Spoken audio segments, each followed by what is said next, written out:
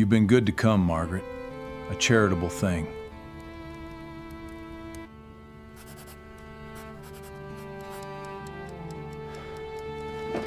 "156 meals, Mr. Bell. You've been carried a good long while." 156.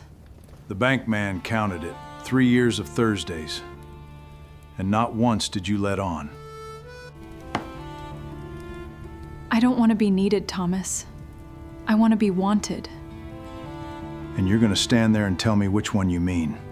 For 3 years, she came on Thursdays, and for 3 years, he told himself it meant nothing. Thomas Bell stood at his kitchen window and watched the road the way a man watches weather he has decided not to trust. 4 miles east, where the Cutthroat Creek bent through the cottonwoods, a wagon crested the low rise and started down toward his gate. A plain wagon, an ordinary bay mare, and a woman on the seat with a basket beside her, and her chin set against the autumn wind. He knew the shape of her from a mile off now. He had known it for 150-some Thursdays, though he had never once let himself say a number out loud, because numbers were a kind of hope, and hope was a thing he had buried 11 years back beside his wife.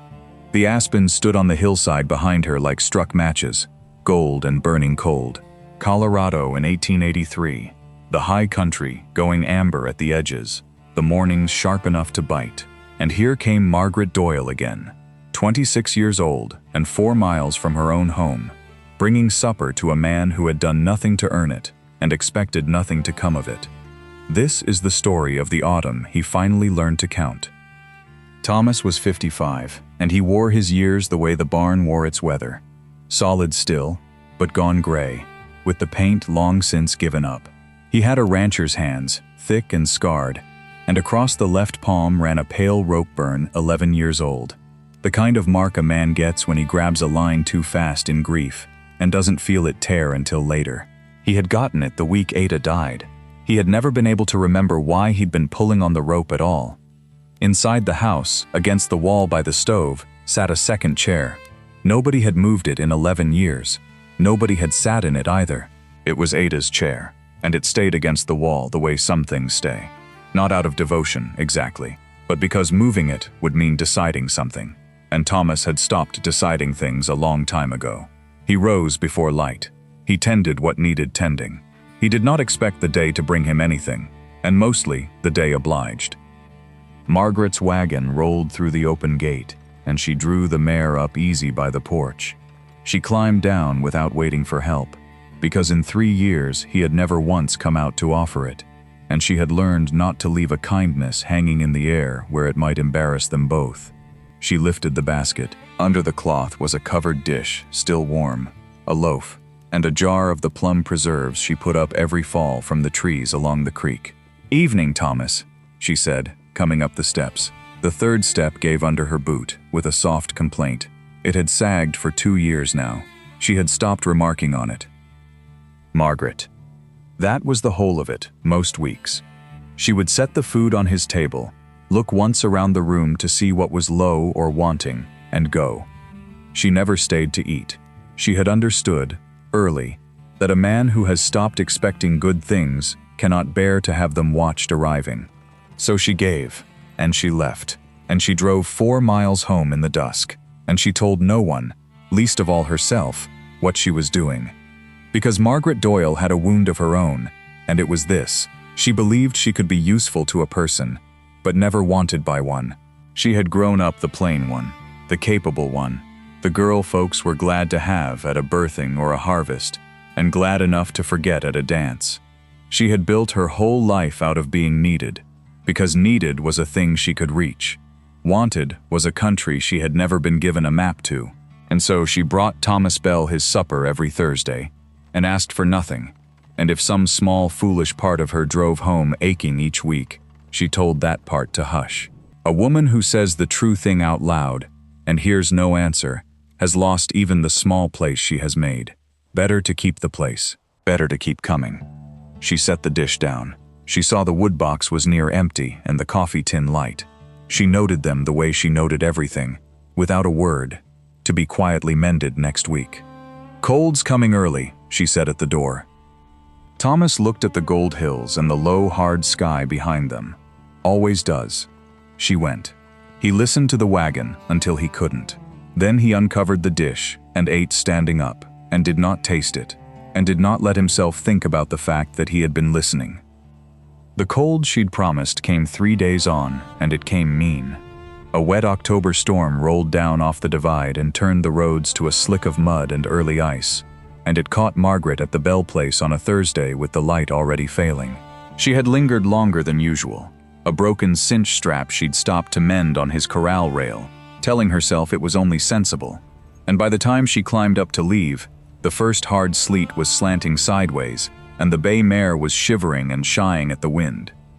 Thomas came out onto the porch. It was the first time in 3 years he had come out while she was still there. "You can't take that road tonight," he said. The words came stiff, like a hinge that hadn't turned in a long while. "Creek crossing'll be running ice.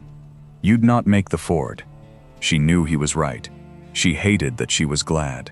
"The mare could throw a leg in that dark," she allowed. "Barn's dry. There's the spare room." He said it fast, and looked away, as though the offer cost him something he couldn't name. Ada's people used to stop over. It's made up. So she stayed. And that was the night the wall between them thinned to almost nothing, though neither of them would have dared to say so. He built the fire up higher than he built it for himself, and she saw that and said nothing. She cooked from her own basket because his cupboard had little in it, and she saw him watch her move around his kitchen, his dead wife's kitchen, with an expression she couldn't read, something between hunger and fear. When she reached without thinking to move Ada's chair from the wall so she'd have somewhere to sit, his whole body went still. "Leave it," he said. She left it. She pulled up the other, and in the quiet after, with the sleet ticking at the glass and the fire snapping between them, Thomas Bell said more words to her than he had in the whole 3 years combined. Not many, by any ordinary reckoning, but a flood for him. He told her about the winter of the dye-up, about the rope burn which he found he still couldn't explain, about Ada, a little, in the sideways way grieving men have, naming everything around the loss and never the loss itself. And then, because the fire was warm and the hour was late and she was there, something in him leaned an inch toward the light. His scarred hand moved on the table, closer to hers, close enough that she felt the warmth come off it. Then he pulled it back. "You've been good to come," he said, and his voice had gone flat and careful again, the door swinging shut. "A charitable thing. Your folks raised you right. Charitable." The word landed on her like cold water. She heard in it the whole shape of what he believed, that she came out of goodness, out of duty, out of pity for a broken old man, not because she wanted to, never because she wanted to, and she could not correct him, because to correct him would be to say the true thing out loud, and she had promised herself never to do that. "Get some sleep, Thomas," she said instead, and rose, and left him with the 2 chairs and the fire. She lay awake in Ada's people's bed, and told herself she'd been foolish to hope for even that inch. He'd taken his hand back. That was answer enough. In the morning the road was passable, and she drove home 4 miles through a world glazed white and glittering, and she did not cry, because she was a capable woman, and capable women do not cry over a hand pulled back across a table. If you have ever loved someone quietly and been afraid to say it out loud, stay with me, because it is about to get harder for these two before it gets right. What made it harder arrived the following week, and it arrived in a good coat. His name was Caleb Ford, and there was nothing wrong with him, which was exactly the trouble. 28 years old, the freighting business his father had left him doing better every season. A new house going up on the good end of town, with real glass in all the windows. He was polite. He went to church. When he took off his hat to a woman, he meant it, and the town of Alder Gulch had looked at Margaret Doyle, 26 now, unmarried, 4 miles out on a hardscrabble place with only a hired man and her own 2 hands, and the town had done its arithmetic, and the town had approved. Della Voss carried the news out to Margaret herself, because that was the kind of favor Della believed in. She sat in Margaret's kitchen with her hands around a cup and laid it all out plain, the way sensible women lay out sensible things. "He asked after you by name, Margaret." "By name, a man like that." Della let it sit. You're not 17 anymore, and I say that as your friend. A woman gets one or two of these knocks at the door in a life. You'd have glass windows. You'd have a man who's home for supper, and not out on some played-out ranch chasing a dead man's cattle. She reached over and touched Margaret's wrist. I know where you take that basket every Thursday. Half the valley knows. And I'll not say a word against a kindness. But a kindness isn't a life, honey. Thomas Bell buried his wanting 11 years ago. Don't you go and bury yours next to it. Margaret looked out the window toward the east hills, gold and going gray. She thought about a hand pulled back across a table. She thought about the word charitable. He's a good man, Caleb, she said. It was not an answer, and Della, being sensible, took it for one. Word travels in a valley the way water finds the low ground, and it was not 3 days before it reached Thomas. He was in the corral at dusk, forking hay against the coming freeze, when his hired man rode in from town with the mail and the talk both. The boy swung down, breath fogging white in the hard blue cold, and told it plain while he loosed the cinch. Caleb Ford was courting Margaret Doyle, and the whole town stood behind it. Thomas set the fork down against the rail. The tines rang once on the frozen wood and went silent. Somewhere off in the cottonwoods, a jay scolded and quit. The frost was already stiffening the mud under his boots, and he stood in it a long moment with his scarred hand on the top rail, feeling the cold of the iron nail heads come up through his palm, and said nothing at all. He had never expected to keep her Thursdays. He'd told himself that from the start. A young woman, a good young woman. Of course she'd marry. Of course she'd stop coming. Of course the road 4 miles east would go empty some week and stay that way. He had known it the way he knew winter was coming. Knowing a thing does not stop it from taking the wind out of you when it lands. That Thursday she came anyway. She set down the dish. She saw the wood box and the coffee tin. And Thomas, who had spent 3 years saying 2 words where 2 words would do, found he couldn't manage even those. He looked at her standing in his dead wife's kitchen, and he thought, she deserves the glass windows. She deserves a man with years ahead of him, and something left in the account besides grief. What could a 55-year-old man with a mortgaged ranch and a rope burn he couldn't explain ever be to a woman like that, but a duty she was too kind to set down? You needn't keep coming, he said. Now that things are as they are, you needn't. Margaret stood very still. Is that what you want? And there it was, the word neither of them ever used, dropped into the room like a coal onto dry grass. Want. He could have picked it up. He could have said, no, it isn't what I want. Stay. I want you to stay. It sat right there in the air between them, close as his hand had come to hers across the table. It's not about wanting, he said. It's about what's sensible. She nodded, once, and gathered her empty basket, and went. And that was very nearly the end of it. But there is an arithmetic to a life, whether a man keeps the books or not, and that autumn it came due.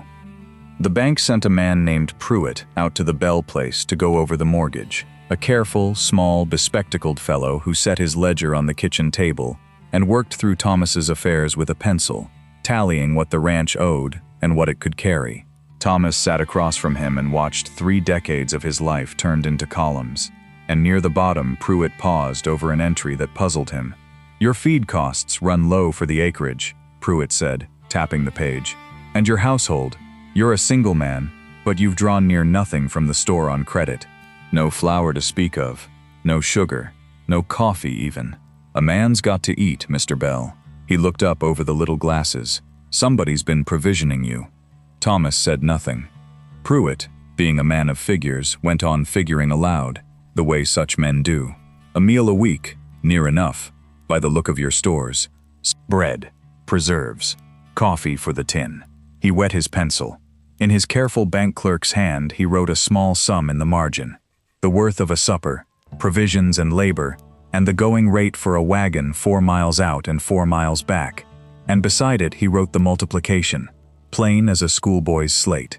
52 times 3, and under it the product. 156 meals, Pruitt said mildly. If it's been the 3 years the neighbors say. That's a considerable sum of somebody's flour, and somebody's afternoons, Mr. Bell. Somebody's mare worn down on your road in all weathers. You've been carried, sir. Whatever else your books say, you've been carried a good long while by a hand that never billed you for it. Thomas looked at the number on the page. 156. 3 years of Thursdays, set down in a stranger's honest arithmetic, and every one of them a choice she had made and never once mentioned.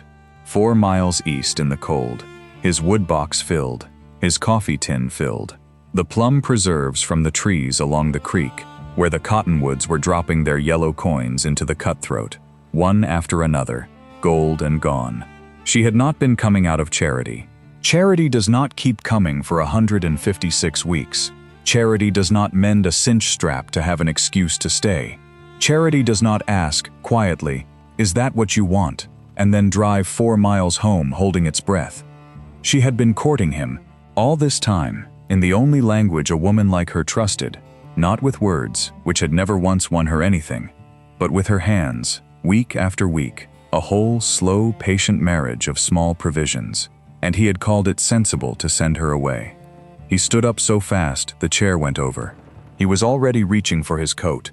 The road was hard with early frost, and the light was going, and Thomas Bell drove 4 miles east, faster than a sensible man ought, past the burning aspens gone dim in the dusk, past the creek where the last coins fell.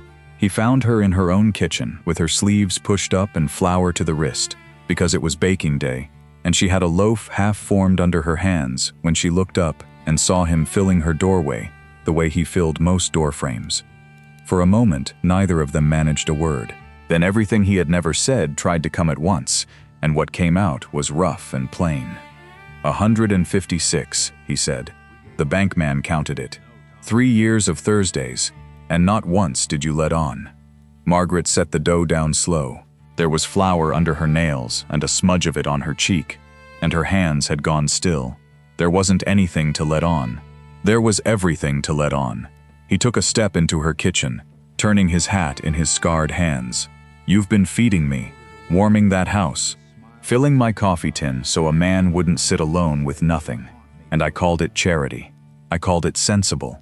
Margaret, I took my hand back that night because I thought a woman like you couldn't want a man like me. 55 and gray and owing the bank and 11 years worth of grief in the kitchen.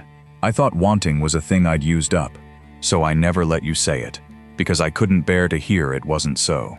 And here Margaret Doyle did the bravest thing she had ever done. Braver than 4 miles in the sleet. Braver than 156 silent Thursdays. She said the true thing out loud, with no promise that it would be answered. I don't come because you need me, Thomas. Her voice shook, and she let it. The whole valley thinks I ought to marry Caleb Ford, because it's sensible, because he's got glass windows and years ahead, and the town's blessing, and every bit of that is need. His roof, my security, everybody's tidy arithmetic. I have been needed my whole life. I am good at being needed. It never once kept me warm. She lifted her chin, flour and all. I don't want to be needed. I want to be wanted. And if you're going to stand in my kitchen, I'll have you say which one you mean, because I have driven that road 3 years not daring to ask, and I am done not daring. The fire ticked. Outside, the last light went off the hills, and Thomas Bell, who had spent 11 years believing wanting was a country closed to him, found the border unguarded after all. I want you, he said. Just that. No sensible about it. Not the meals, not the mending. You. I have wanted you across that table for longer than I let myself count, and I was too much a coward to reach the last inch. I'm reaching it now. She crossed the kitchen with flour still on her hands, and put one of them flat against his chest, over his heart, and left a pale print there she never brushed away. He covered it with his scarred palm. And that was all. In that country, between those two, that was everything. They married before the first deep snow. Quiet, with Della weeping and pretending she wasn't, and Pruitt of all people standing witness, pleased as a man who has balanced a difficult account. The next Thursday, and every Thursday after, there was no wagon on the East Road, because she was already home. Thomas moved Ada's chair out from the wall himself, gentle, and set it at the table where a chair belongs, and neither of them called it anything. When supper came, Margaret set down 2 plates. He had mended the sagging 3rd step and the porch corner besides, and the coffee tin stayed full without anybody driving 4 miles to fill it. One evening he stood in the doorway, watching her at the stove, flower on her sleeve, the lamplight gold as the gone aspens, and something in him that had been holding its breath 11 years finally let it go. "I'm sorry it took me so long to see it," he said. "You'd been coming all that while, and I never once counted." She looked back at him over her shoulder, and there was no reproach in it, only that steady, worn warmth she'd carried up his steps 156 times. "You're not late," she said. And Thomas Bell, who had learned at last that the worth of a man is not in what he has lost, but in what someone chose to keep bringing him, Thursday after Thursday, until he learned to count, Thomas Bell said nothing at all. He only crossed the room and pulled out her chair, and the 2 plates steamed between them, and the quiet in that house was, for the first time in a very long while, a full quiet, and not an empty one.